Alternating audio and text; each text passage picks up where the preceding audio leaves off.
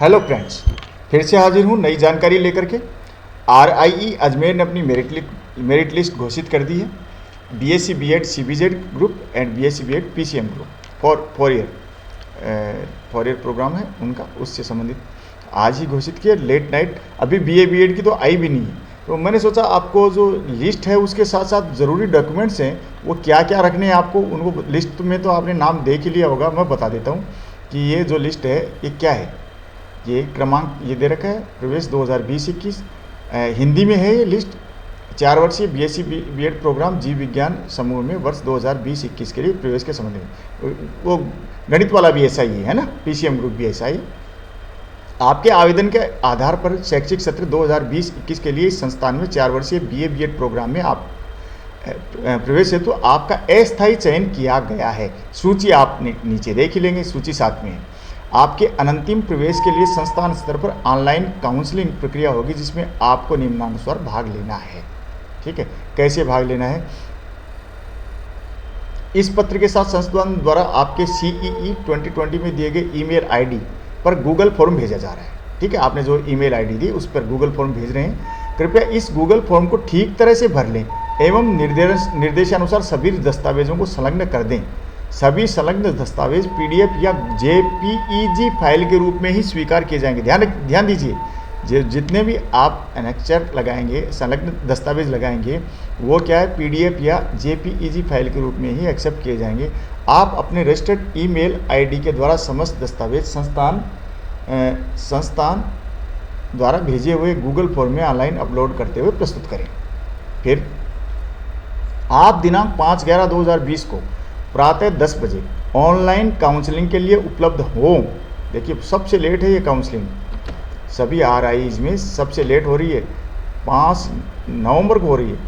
तो आपकी online counselling होगी 10 बजे से 5 तारीख को। इसके लिए आवश्यक गूगल मीट लिंक आपके रजिस्टर्ड ईमेल ID पर दिनांक 4/11/2020 को भेज दिया जाएगा। ईमेल ID पर आपकी लिंक आएगा गूगल मीट का, तो उसके आधार पर आपकी उसके हिसाब से आपकी काउंसलिंग होगी। उस पर क्लिक करेंगे तो अतः इंटरनेट व कंप्यूटर, लैपटॉप इत्यादि की समुचित व्यवस्था यथासमय कर लें ताकि असुविधा व अप्रिय स्थिति उत्पन्न न हो। ऑनलाइन काउंसलिंग में किसी तरह की समस्या होने पर यह नंबर दिया 0145 फिर 2643760 पर संपर्क करें। ऑनलाइन काउंसलिंग के लिए निम्नलिखित मूल दस्तावेजों को सत्यापन के लिए सामने अपने साथ रखें। क्या क्या है? CE online application form and result card, ये आपको अपने साथ रखना है। CE जब काउंसलिंग होगी तो मूल दस्तावेज हैं, यानी फोटोकॉपी नहीं, मूल CE ऑनलाइन एप्लीकेशन फॉर्म और रिजल्ट कार्ड। सेकेंडरी परीक्षा अंक तालिका, सेकेंडरी परीक्षा प्रमाण पत्र जन्म तिथि हेतु, सेकेंडरी का इसलिए लगाते जन्म तिथि के हेतु, और 12वीं की 12th का किस लिए चाहिए? ये आपकी क्वालिफाइंग एग्जामिनेशन है, तो ये दोनों की अंक तालिका व अन्य अंक तालिकाएँ यदि हैं, आपने ज़्यादा भी डिग्री लेके या BA भी कर रखा है आपने, तो खैर BA वाला तो इसमें एलिजिबिलिटी नहीं होता, 3 साल तक ही होती है। एक बार 12वीं के साथ फिर 1 साल और इसमें लिमिटेशन है, 3 बार ही आदमी दे सकता है, वो भी एज के हिसाब से। फिर जिस राज्य संघ शासित क्षेत्र के कोटा में प्रवेश चाहा गया है उसमें आवेदक की पात्रता की वैधता की जाँच हेतु आवश्यक दस्तावेज, पात्रता परीक्षा उत्तीर्ण करने का दस्तावेज यथा अंक तालिका प्रमाण पत्र या अधिवास डोमिसाइल प्रमाण पत्र, नियुक्ता प्रमाण पत्र प्रस्तुत करना होगा। यानी हमने पंजाब से या फिर लद्दाख से या जम्मू कश्मीर से लगाया है फॉर्म, तो हम वहाँ के निवासी हैं कि नहीं, ये भी हमें डोमिसाइल सर्टिफिकेट लगाना पड़ेगा। ठीक है ना, जिस कोटे से प्रवेश चाहा है। श्रेणी का प्रमाण पत्र, SC ST क्रीमी लेयर, ये जो भी है उसका प्रमाण पत्र आपको चाहिएगा। अन्य पिछड़ा वर्ग EWS यदि आवश्यक हों, अगर जनरल के ही हैं तो कोई नहीं, लेकिन अगर EWS से आपका सिलेक्शन हुआ है तो आपको EWS का चाहिएगा। लेकिन यदि आप EWS का सर्टिफिकेट आपने लगाया है लेकिन आपका जनरल में सिलेक्शन हो गया है तो अब आपको EWS लगाने की कोई ज़रूरत नहीं है। अन्य पिछड़ा वर्ग प्रमाण पत्र में आवश्यक रूप से यह दर्शाया हुआ हो कि प्रार्थी क्रीमी लेयर से संबंधित नहीं है। फिर भी मैं कहूँगा कि अगर फॉर्म में जगह है EWS का भी आप प्रमाण पत्र आपके पास है, बेशक आपका जनरल में हो तो भी लगा दीजिए। विकलांगता प्रमाण पत्र यदि आवश्यक हो, अंतिम स्कूल कॉलेज का TC एंड CC चरित्र प्रमाण पत्र, वेबसाइट पर उपलब्ध प्रारूप के अनुसार अधिकृत चिकित्सा अधिकारी द्वारा जारी किया गया प्रमाण पत्र। ये दिखा दूंगा मैं आपको प्रमाण पत्र कौन कौन से आपको अपलोड करने हैं। इसी साइट पे दिए हैं। वेबसाइट पर उपलब्ध प्रारूपानुसार चिकित्सा अधिकारी द्वारा जो मेडिकल ऑफिसर है वो आपको आपके फिट होने का सर्टिफिकेट देगा। वो इसी वेबसाइट पे दिया हुआ है, अभी दिखा दूंगा। वेबसाइट पर उपलब्ध प्रारूपानुसार अभ्यर्थी को स्वयं व अभिभावक के हस्ताक्षर से युक्त घोषणा प्रतिबद्धता प्रस्तुत करना होगा। प्रार्थी भी अभ्यर्थी भी घोषणा करेगा और अभिभावक भी हस्ताक्षर करेंगे कि डिक्लेरेशन देंगे, घोषणा करेंगे, अंडरटेकिंग देंगे और जैसे कि बच्चा है ये एंटी रैंकिंग कोई प्रोग्राम है या और कोई बात है वो सर्टिफिकेट भी आगे बनेगा। तो ऐसे जो भी प्रमाण पत्र होंगे तो जैसे भी प्रारूप होंगे उन पे दोनों को साइन करने हैं। अभ्यर्थी को स्वयं व अभिभावक के हस्ताक्षर युक्त वचनबद्धता यानी अंडरटेकिंग प्रस्तुत करना होगी कि संस्थान में फेज वाइज निर्धारित उपस्थिति यानी अटेंडेंस बराबर रहेंगी बच्चे की पूरी न होने पर अभ्यर्थी का छात्रावास या संस्थान या दोनों में प्रवेश निरस्त किया जा सकता है। ऐसा अभिभावक को लिख के देना पड़ेगा कि अटेंडेंस पूरी नहीं हुई, अभ्यर्थी को भी लिख के देना, दोनों साइन होंगे तो संस्थान दोनों का संस्थान में और हॉस्टल में दोनों में प्रवेश निरस्त कर दिया जाएगा। वेबसाइट पर उपलब्ध प्रारूपानुसार एंटी रैंकिंग घोषणा हेतु विद्यार्थी और अभिभावक के लिए क्रमशः आश्वासन यानी undertaking by the student and प्रतिबद्धता undertaking by the parents guardian. तो ये पत्र में हस्ताक्षर प्रस्तुत करना होगा। ये पिछले साल भी लगा था। विद्यार्थी का पुलिस विभाग से प्रदत्त पुलिस सत्यापन प्रमाण पत्र इस आशय का प्रस्तुत करना अनिवार्य होगा कि संबंधित विद्यार्थी के विरुद्ध किसी तरह का मामला लंबित नहीं है। कुल पारिवारिक माता एवं पिता की वर्ष 2019-20 की आय का प्रमाण पत्र प्रस्तुत करना अनिवार्य है। विद्यार्थी के 5 फोटो संस्थान में उपस्थित होने पर लेके जाने हैं। अभ्यर्थी एवं अभिभावक के लिए आवश्यक घोषणा प्रतिबद्धता डिक्लेरेशन अंडरटेकिंग के प्रारूप गूगल फॉर्म के साथ संलग्न किया जाएगा। संस्थान की वेबसाइट www.rieajmer.raj.nic.in से भी प्रारूप डाउनलोड किए जा सकते हैं।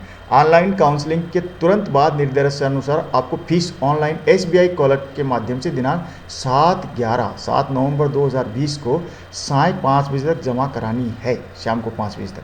कब? 7 तारीख के बाद फीस जमा नहीं होगी। इस हेतु लिंक संस्थान की वेबसाइट जो अभी पहले बताई थी वही है पर उपलब्ध होगा। निर्धारित समय पर फीस न जमा कराने की स्थिति में आपका प्रवेश निरस्त कर दिया जाएगा और फीस का विवरण निम्नानुसार है। और फिर देखो ये इनका आपका प्रवेश निरस्त कर दिया गया तो फिर किसका नंबर आएगा? वेटिंग वालों का। वेटिंग लिस्ट और किसी की अभी आई नहीं थी, वेटिंग लिस्ट अजमेर की ही आई है, किसी की नहीं आई थी वेटिंग लिस्ट अभी। अब ये देखो जनरल OBC EWS स्टूडेंट की जो फीस है वो आपको रुपये 13,550 जमा करानी है और SC ST PS स्टूडेंट उनकी फीस होगी 8,350। छात्रावास से संबंधित फीस की प्रथम किस्त रुपये 18,200 संबंधित विद्यार्थियों से छात्रावास आवंटन पर वसूली जाएगी। ये तो हो गई इनकी फीस है, विद्यालय इसकी BEd RIE की फीस हो गई। इसमें ट्यूशन फीस वगैरह भी है। यहाँ ट्यूशन फीस के 5,000 रुपये निकाल दो। SC ST PH के ट्यूशन फीस नहीं लगती है इसलिए 8,350 हो गए। हॉस्टल लेंगे तो आपको 18,200 रुपये अलग से लगेंगे। विद्यार्थियों और अभिभावक के लिए निर्धारित वचनबद्धता प्रतिबद्धता के अनुसार ये अपेक्षा की क्षेत्रीय संस्थान अजमेर की वेबसाइट पर मौजूद रैंकिंग के जोखिम पर नियंत्रण लगाने से संबंध UGC विनिमय 2009 का पूर्ण रूप से अध्ययन करेंगे। संस्थान में प्रवेश के बाद विद्यार्थी को MOE के एंटी रैगिंग पोर्टल पर भी पंजीयन कराकर URID नंबर संस्थान को प्रस्तुत करना अनिवार्य है। आपका अस्थायी प्रवेश रद्द माना जाएगा यदि आपका कोई भी दस्तावेज जाली अथवा झूठा पाया गया, सत्र के दौरान किसी भी समय आपके आवेदन पत्र में कोई भ्रामक कथन पाया गया अथवा तीनों को छिपाया गया, यदि आवेदक द्वारा CEE आवेदन फॉर्म में ऑनलाइन भरे हुए अंक अर्हक योग्यता परीक्षा में प्राप्त अंकों से अधिक होने पर, यानी आपने फॉर्म में दूसरे अंक भर दिए और आपके मार्कशीट में कम है, प्रवेश पश्चात अपेक्षित फीस निर्धारित समय पर जमा नहीं कराने पर, सत्र के दौरान संस्थान में और बाहर आपका आचरण संतोषजनक नहीं पाया जाने पर, आपका बैड कंडक्ट है, अच्छा आचरण नहीं है तो भी आपका प्रवेश निरस्त कर दिया जाएगा। अब ये देखिए कौन कौन सी जो मार्कशीट ये जो कौन कौन सी फॉर्म है, ये फॉर्म है proforma for checking of original documents and depositing fee at extra. ये देखिए ये यहाँ है नेम स्टूडेंट वगैरह, ये आप ये देखिए फॉर्म दिखा देता हूँ मैं तो आपको अभी ना, और बाकी बाद में कल बात कर लेंगे। ये फॉर्म है, ये आपको ये इतनी चीज़ें ये सब भरनी है। Nearest railway station, name of home town, are you employed, ये चीज़ें जो लागू हैं। एकेडमिक रिकॉर्ड्स जो आपका सीनियर सेकेंडरी का भरना है तो यहाँ सीनियर सेकेंडरी इंटर +2 ये यही भरना है, क्योंकि BA B.Ed ये आपके लिए नहीं है। फॉर ऑफिस यूज़ ओनली ये आपको नहीं भरना है। और फिर अकाउंट सेक्शन के लिए ये भी आपके लिए नहीं है। मेडिकल सर्टिफिकेट आपको बनवाना है, यहाँ फ़ोटो लगवानी है, ये आप डाउनलोड कर लेंगे और फिर इसकी फ़ोटोकॉपी करा के यहाँ अपना नाम, पिताजी का नाम, एज वगैरह भर के, और ये मेजरमेंट होगा और यहाँ फिर मेडिकल ऑफिसर के साइन होंगे। ठीक है, डेट वगैरह डल जाएगी। ये डिक्लेरेशन अंडरटेकिंग है, पिछले साल मैं एक बच्चे के लिए बनवा चुका हूँ, इसलिए मेरे को ध्यान है ना। तो ये आप सभी बार बार इनके लिए क्वेश्चन भी मत पूछना, सब कुछ लिखा हुआ है इनमें। ठीक है, तो यहाँ लेटेस्ट एड्रेस, यहाँ सिग्नेचर ऑफ स्टूडेंट, और डिक्लेरेशन ये जो वार्ड हैं वो पेरेंट गार्डन है, ये भी अंडरटेकिंग देंगे। ये स्टूडेंट के द्वारा अंडरटेकिंग दी गई है कि मेरी अटेंडेंस पूरी शॉर्ट पाई गई तो मेरे को फिर चाहे आप बाहर निकाल सकते हो, हॉस्टल से भी निकाल सकते हो गई।